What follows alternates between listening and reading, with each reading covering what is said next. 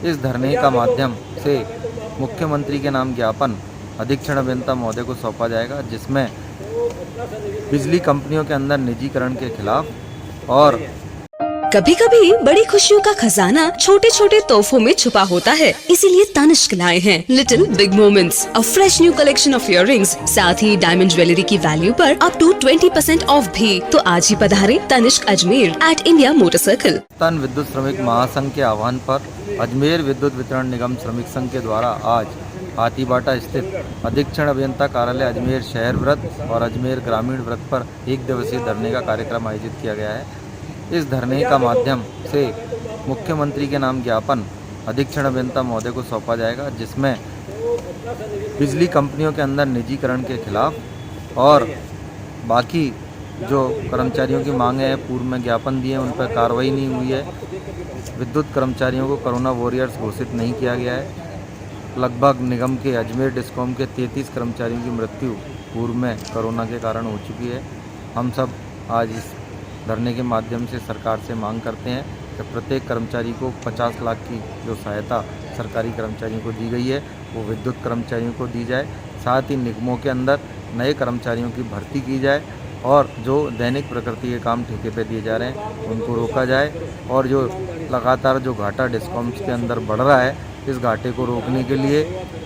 जो पूरी प्रक्रिया है उसके ऊपर एक श्वेत पत्र लाए और जो घाटा निरंतर बढ़ाने वाले अधिकारी हैं उनके ऊपर कड़ी से कड़ी कार्रवाई की जाए और उपभोक्ताओं को भी राहत प्रदान की जाए। विनीत कुमार जैन, संयुक्त महामंत्री, अजमेर विद्युत वितरण निगम श्रमिक संघ, अजमेर। आज का धरना पूरे प्रांत व्यापी धरना है और हर जिला सर्कल हेडक्वार्टर पर ही धरना है।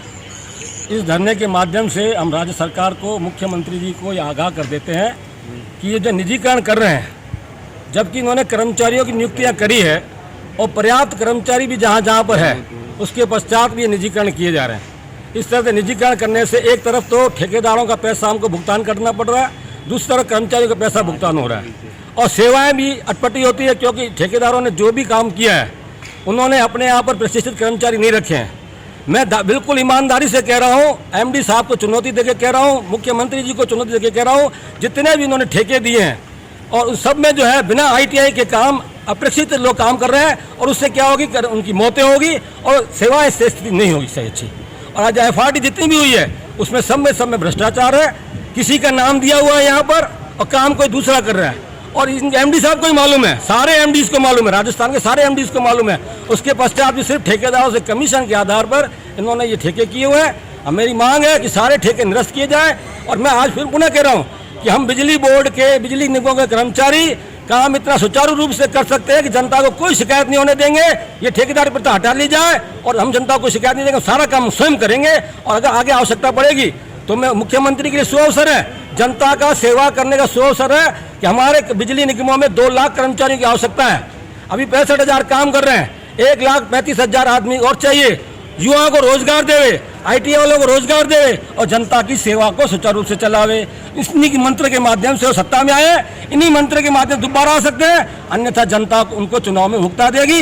लेकिन हम भी ये कह देते हैं कि हमारी बात को अगर उन्होंने नहीं माना तो हम आज यहाँ पर धरना दे रहे हैं, उसके बाद हम अपना डिस्कॉम पर धरना देंगे, उसके बाद प्रदेश स्तर पर अनिश्चितकालीन धरना देंगे और नहीं मानेगी सरकार, उसके सरकार का घेराव करके उनको बाध्य करेंगे कि जनता की सेवा करनी ईमानदारी से करेंगे और हमारे कर्मचारियों की भर्तियां होगी, कर्मचारियों की भर्तियां करनी पड़ेगी और ठेकेदारी प्रथा पूर्ण रूप से समाप्त होनी चाहिए। और आज तक का इन्होंने घाटा पहले कम किया था सरकार ने भुगता कर केंद्र से, अब वापस इन्होंने घाटा जो है 84,000 करोड़ कर दिया है और आगे भी ये घाटा इस तरह से बढ़ाते गए तो ये निगमों के जो अव्यवस्था है, कुव्यवस्था, ये सारे प्रबंध निर्देशों के कारण से